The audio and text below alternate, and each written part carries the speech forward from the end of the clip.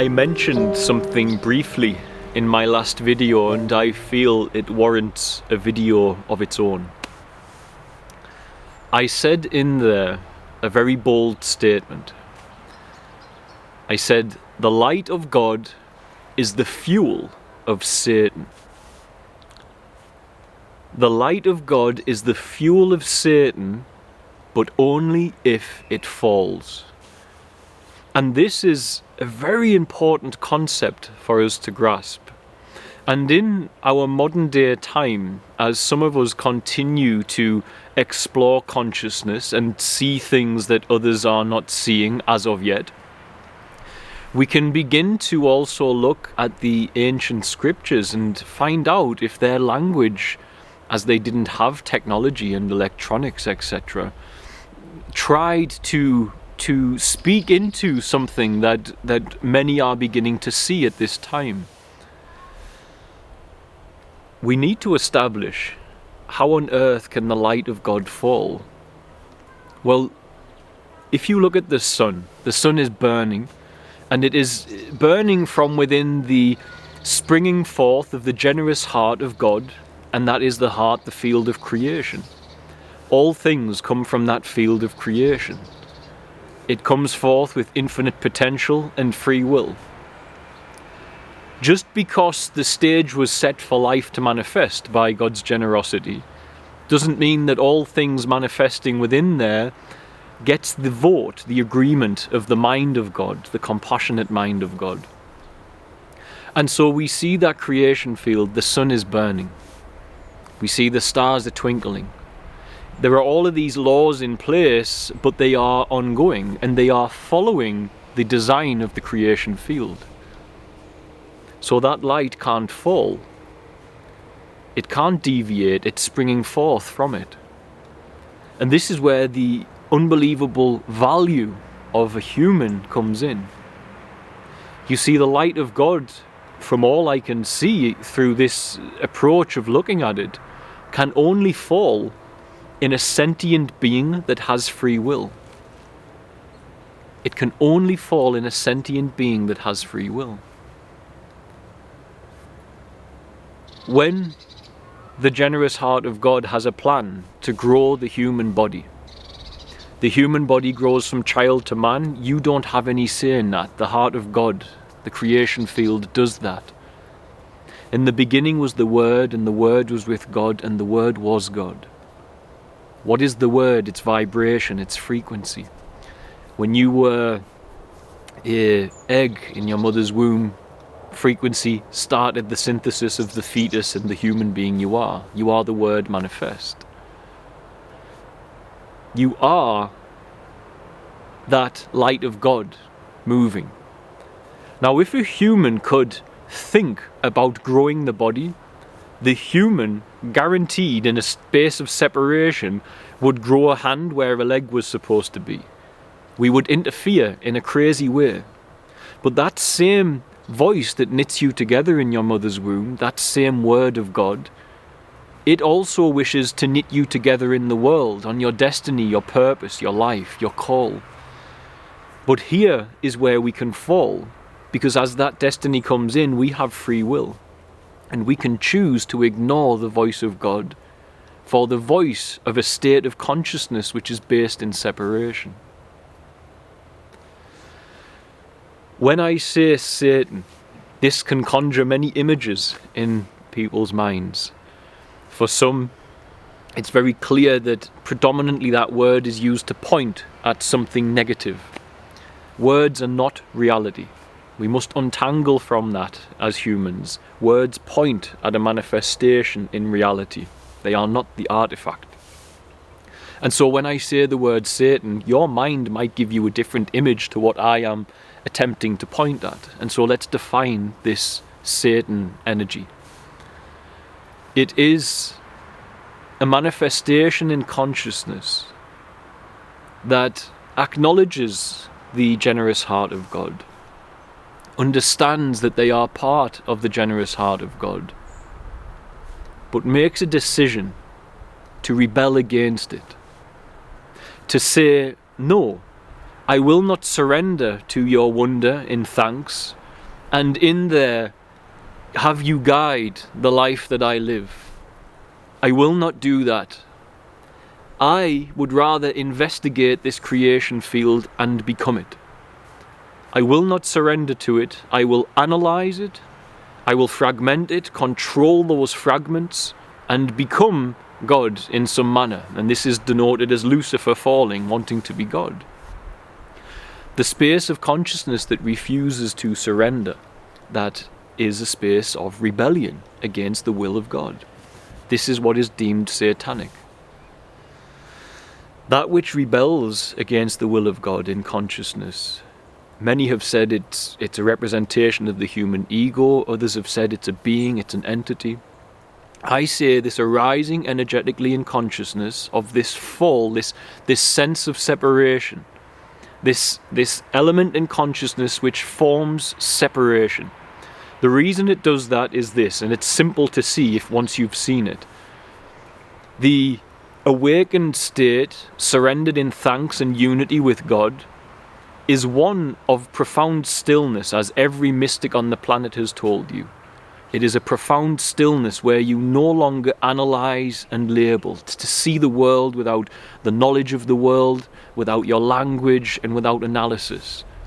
You see it, you accept it, you receive it. You don't receive it as a mind, as a persona. It's received by the organism in its entirety.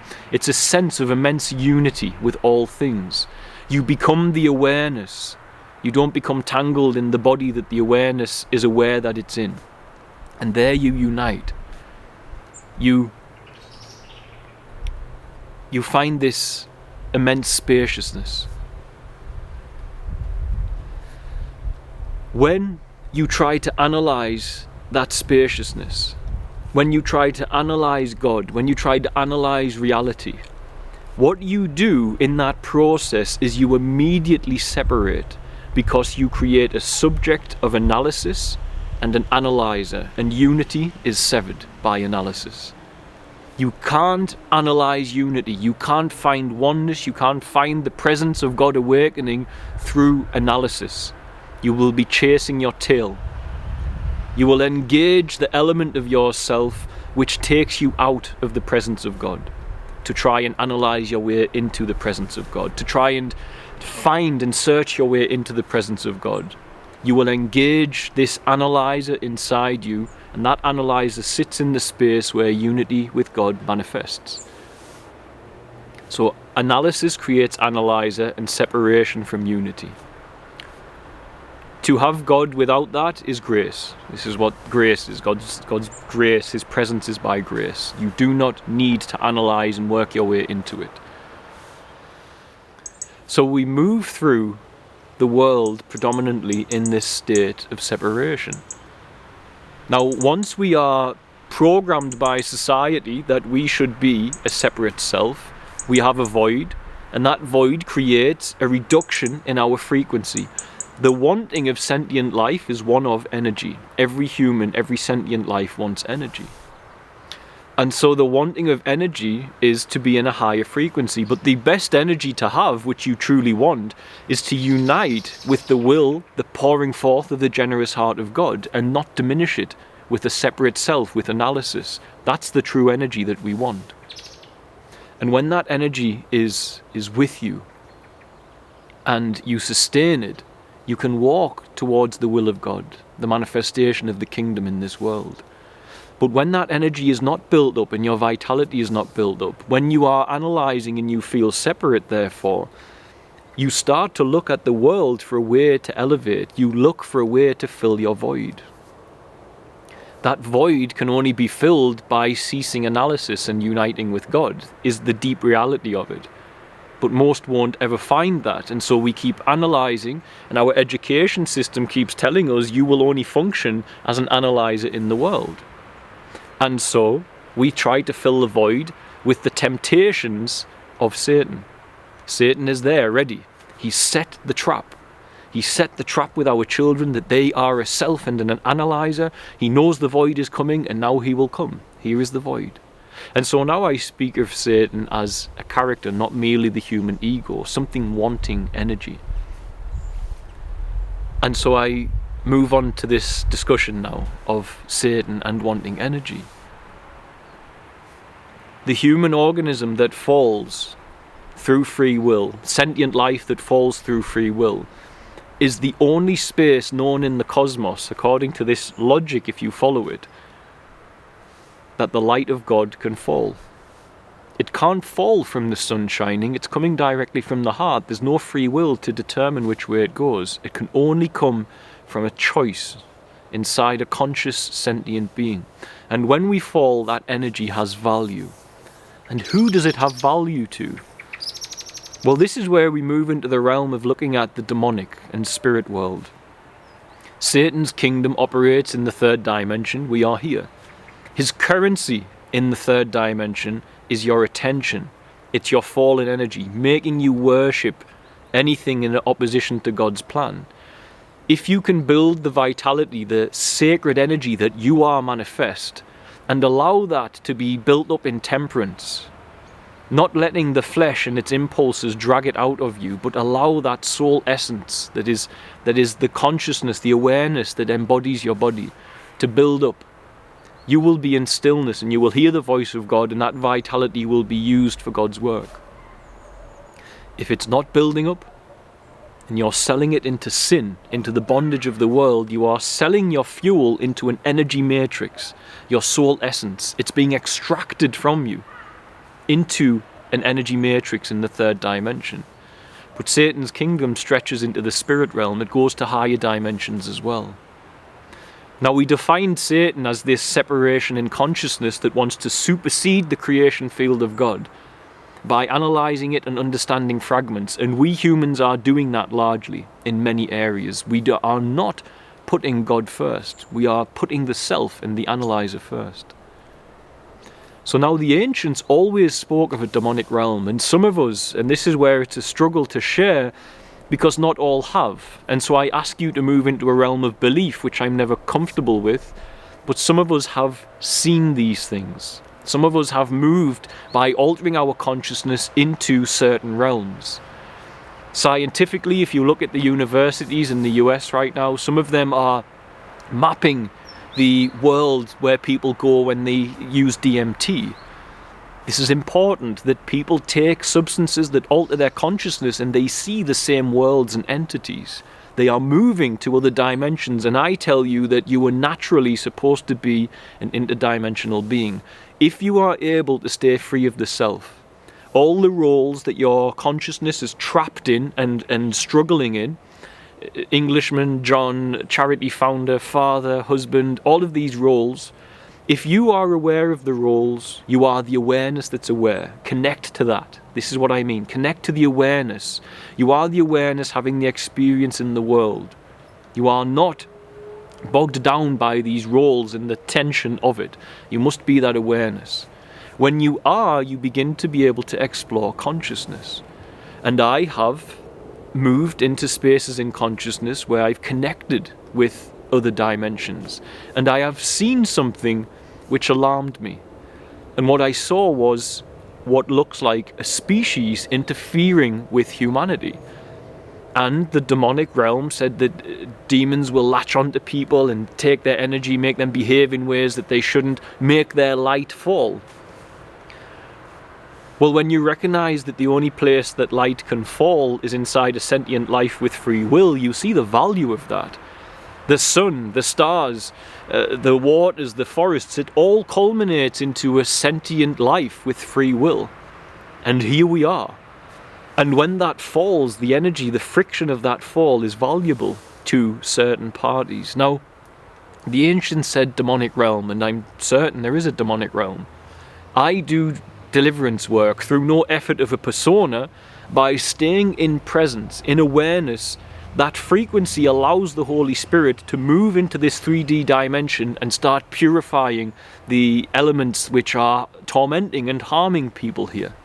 And that is the work of the Spirit through us. That is the power of the Holy Spirit's ability in a human. It's not through shouting and willing and pushing and trying and controlling. It comes when the vessel is empty, in the experience of this human organism talking. And so I saw these entities and I removed them from people. They were removed from people by the energy coming through from this space of consciousness, this freedom where you purify, this freedom of self, of slave self, of 3D matrix self, where you become the awareness that's entombed, in a sense, in the mind of the body, in the technology of the mind of the body. And I saw this species on people, and then I began to look at the notion of the Sumerians, who said that we were a slave species, that somehow the fall of man, denoted in the Bible, is the enslavement of man to a dualistic state of consciousness. And that dualistic state of consciousness is not unity, like Eden. And because of that dualistic state of consciousness, we feel the void, and a slave master, gods, creator gods, took over the role of God in directing our lives from that moment on. The Sumerians state this, the Mayans state this, other cultures have said it too, that humans come from sky gods that came here who were far more advanced than us and hacked us genetically. I feel, for the record, there's evidence of this biblically, because the Old Testament God is not the same God Jesus is talking about.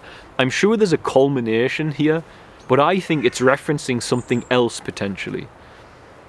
In the Bible, Moses is in the desert with the Israelites, and the Israelites ask for bread because they're hungry, and God sends them serpents. Now this is symbolic in one element.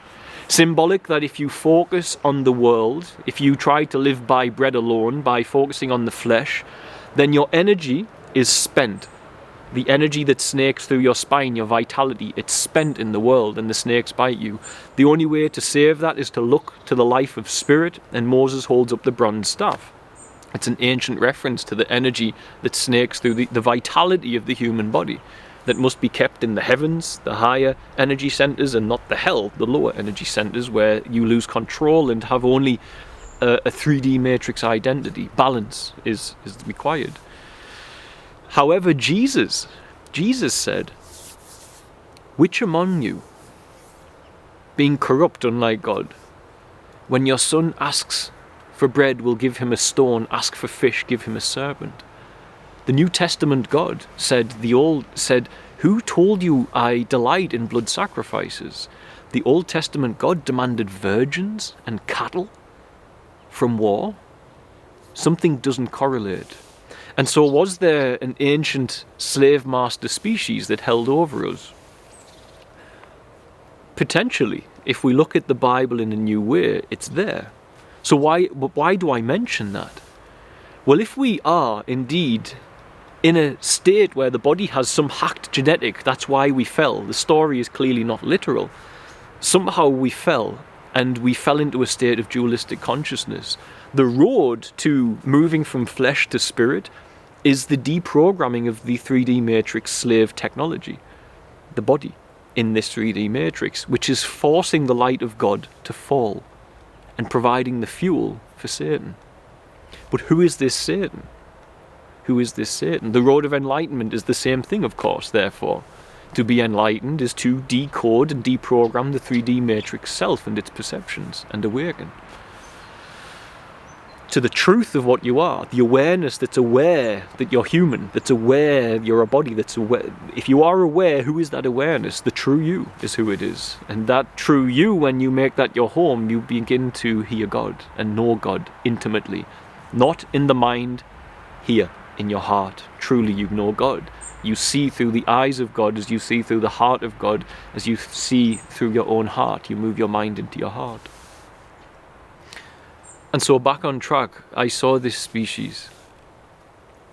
This species, I then had on this channel a crisis of authenticity. And I said to God, whatever happens, I'm just going to speak about it, because I felt I was shielding the channel from the truth of my life sometimes.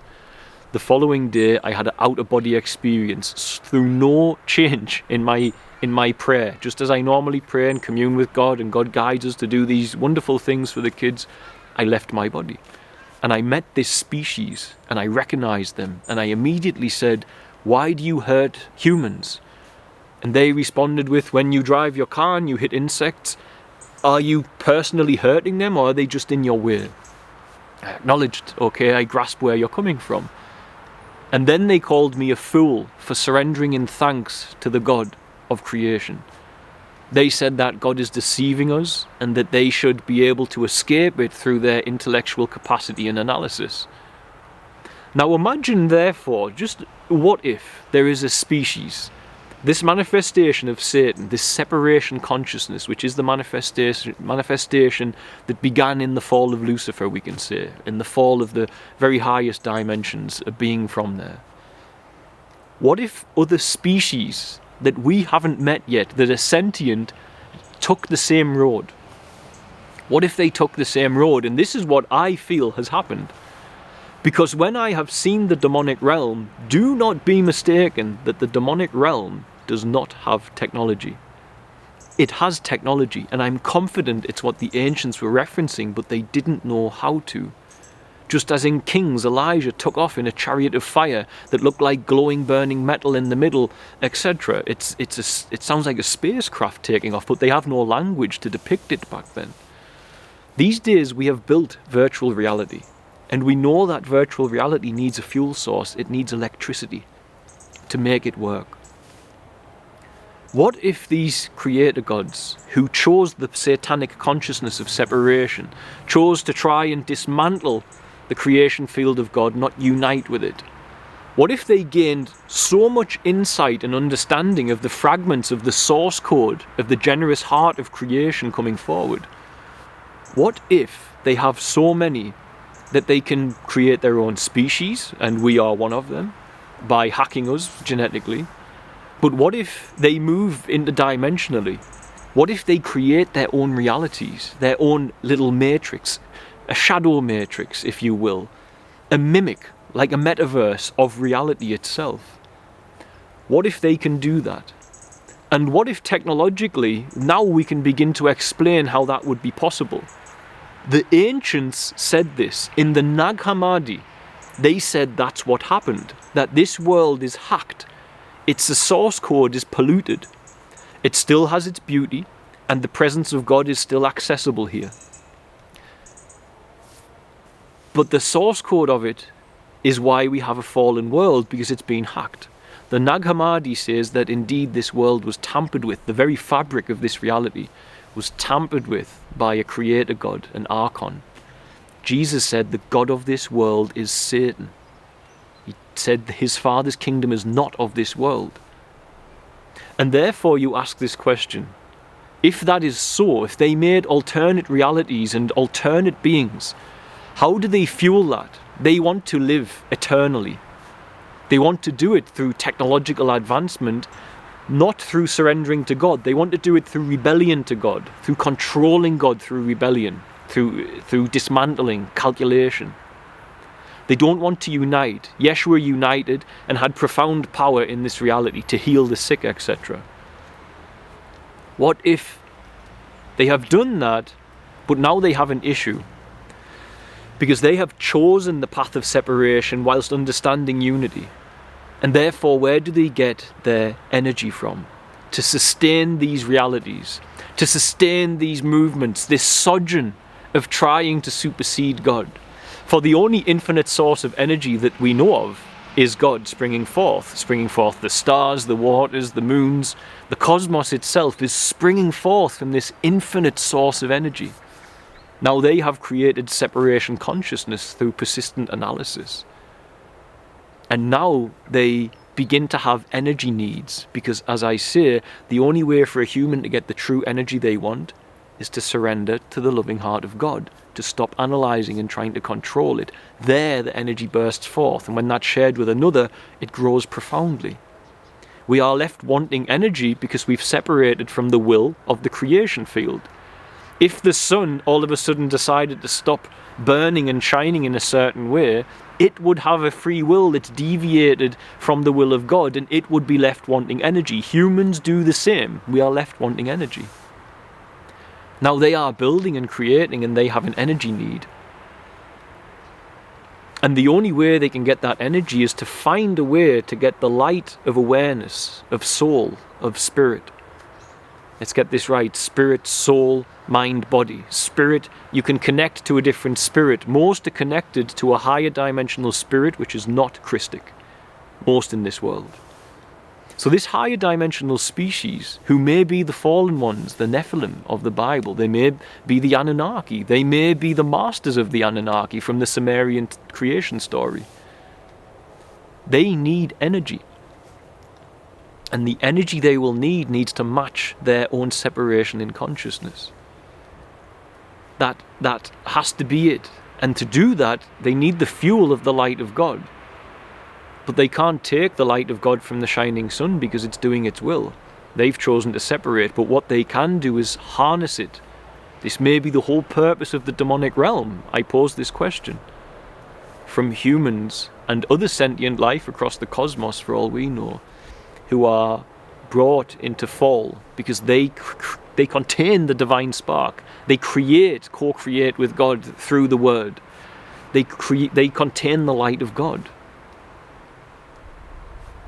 By making them fall away, by making them choose the creation that you create yourself, by making them choose a different reality to the one God has for them as he's knitting them together in their mother's womb, to make them choose chasing pleasure every day and burning that vitality and feeding it into your creation field that you have created from your state of separation and trying to be God and creating a shadow reality, a shadow matrix, a tampered, fallen world, as Christianity calls it. You take their energy in worship to your creation and your way of pleasure. And it places humans at a profoundly high level of value. Because now the fallen ones see you as deeply important fuel source. For the sun shines, the plants grow, and everything happens, and that culminates into you. And now you choose with free will to deviate from the voice of God for self, for separation. And in separation, you feed it into the energy matrix of the planet. This energy matrix that's extracting our soul energy. Where we have these huge ceremonies on colossal ley lines, the energetic centers of the planet. The fallen are fueled by the light of God, is what I believe to be true.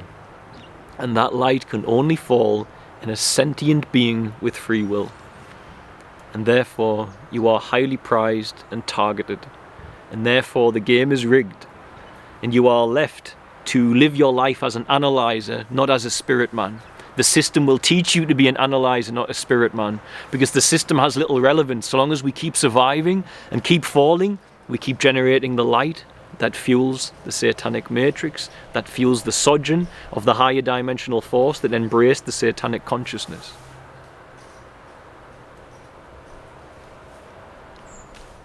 Why else does the demonic exist? Just to poke you for fun? Or to extract the value of the light of God? And so this provides hope. Because freedom from all of this resides in awakening.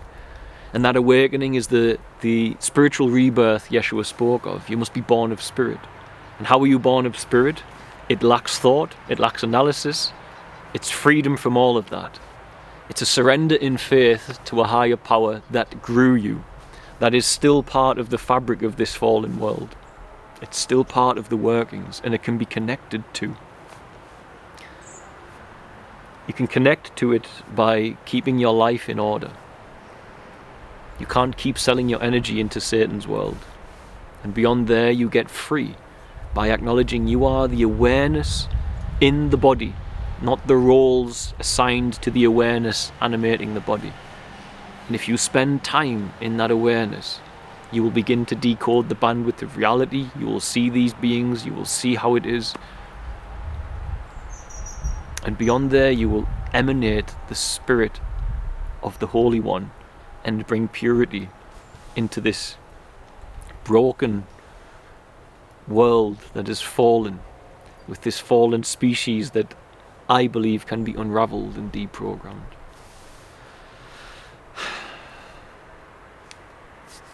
The light of God is the fuel of Satan. That puts a great deal of responsibility in your hands, I know, but also a great deal of hope. Because all you have to do is stop falling for the flesh, start living for the Spirit. Be born again. Be born again of Spirit.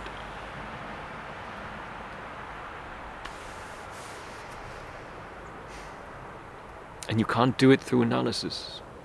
It comes through grace, surrender.